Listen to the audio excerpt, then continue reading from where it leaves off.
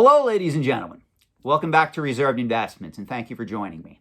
So today we're going to be talking about another record-breaking auction sale that is taking the antiques and collectibles trade by storm. The overall news media is reporting on this sale around the clock, and it's very interesting reading some of these articles that are being put out by like CNBC, Fox Business, or even ABC News.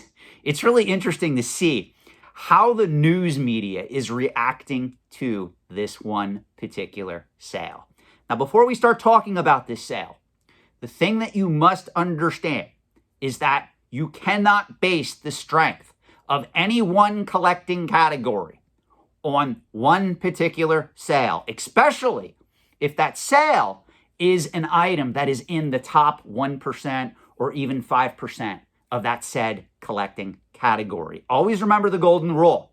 One sale does not make a market.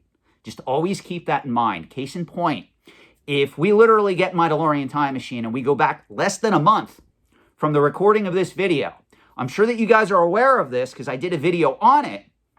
A 1914 Baltimore News Babe Ruth baseball card sold for $4 million at auction. Now that seems like a lot of money, but again, back in 2023, that same card sold for over $7 million. So just looking at that one sale, going from $7 million in 2023 to $4 million in 2025, that represents over a $3 million loss. Does that mean that sports cards and trading cards are doing horrible across the board right now? No, quite the opposite.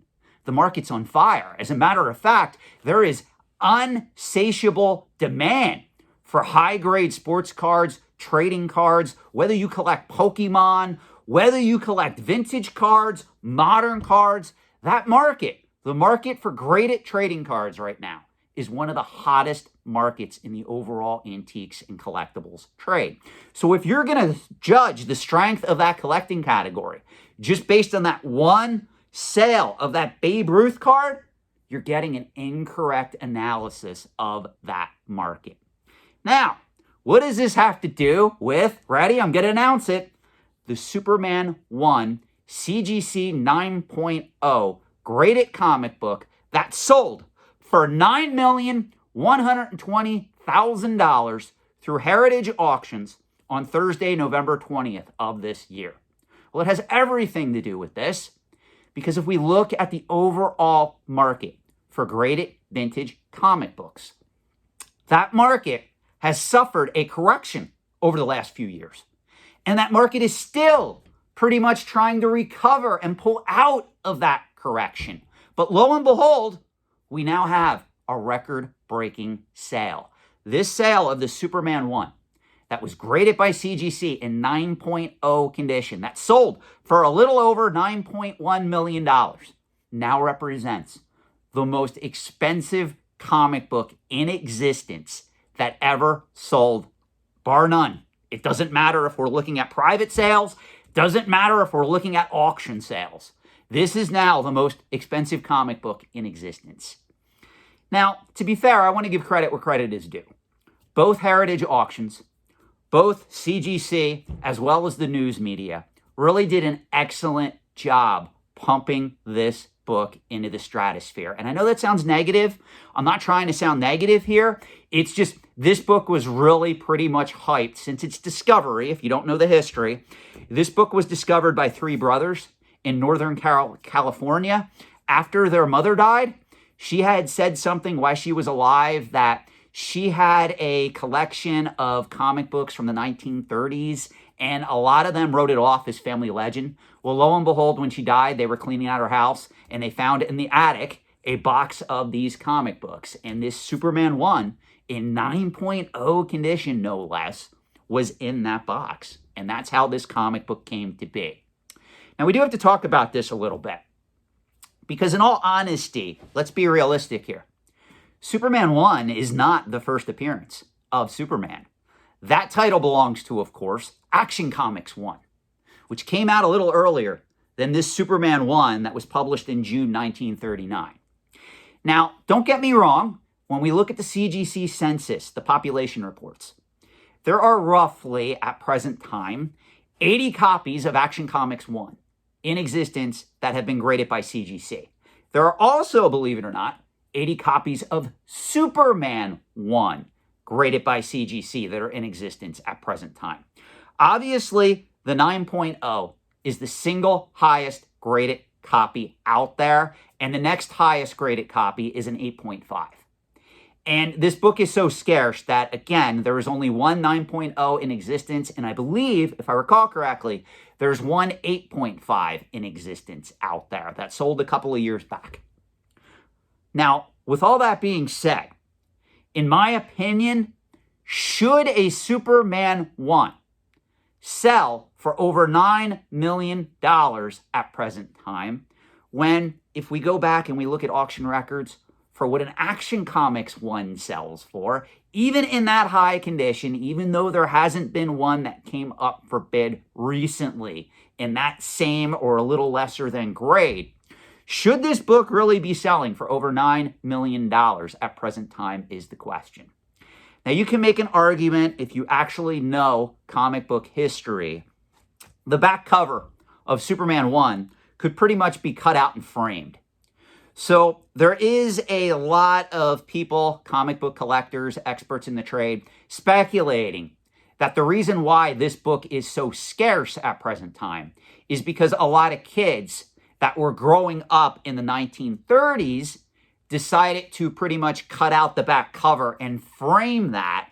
And that's why there's so few copies of Superman 1 in existence, even in high grade at present time. Now, I kind of have an issue with that theory simply because nobody in the 1930s, even in the 1940s, really knew that Superman was going to become this huge pop culture icon that was going to be around for decades. I mean, really and honestly, in another 15 years, we're going to be celebrating the 100-year anniversary of a lot of our beloved comic book characters, whether it's Superman on one end or Batman, Detective Comics 27, on the other end. So it's going to be very interesting to see what takes place when these beloved collectibles transition from beloved collectibles to that of antiques. So that's really where the test is going to come into play here. Now, with that being said, I do know there's a lot of people that would love to own this book. I can't really go into detail here, but I've had some people who have extremely high net worths reach out to me through my consulting services. They did express interest. I don't know if they did, but they did express interest of bidding on this book.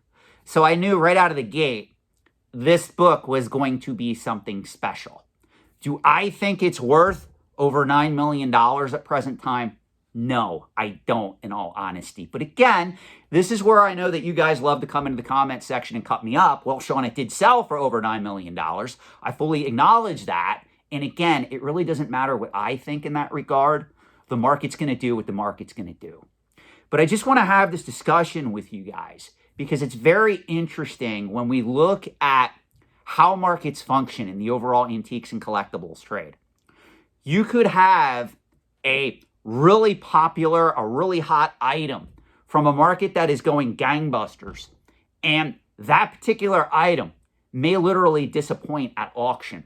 And you can have a situation like this where the overall market for vintage graded comic books is pretty much suffering a correction at present time. And this particular item comes out of the gate and there's so much demand for it that it pretty much breaks all previous auction records. So it's really interesting when you sit down and try to analyze these markets.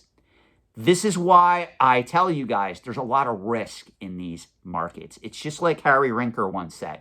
Collectibles expert Harry Rinker once said, there's no such thing as a guaranteed collectible. And a lot of these sales really prove that particular point if you start charting them over the long term through thick and thin. Let me know your thoughts in the comment section below, and I will see you, if you are subscribed to this channel, are you, in another upcoming video.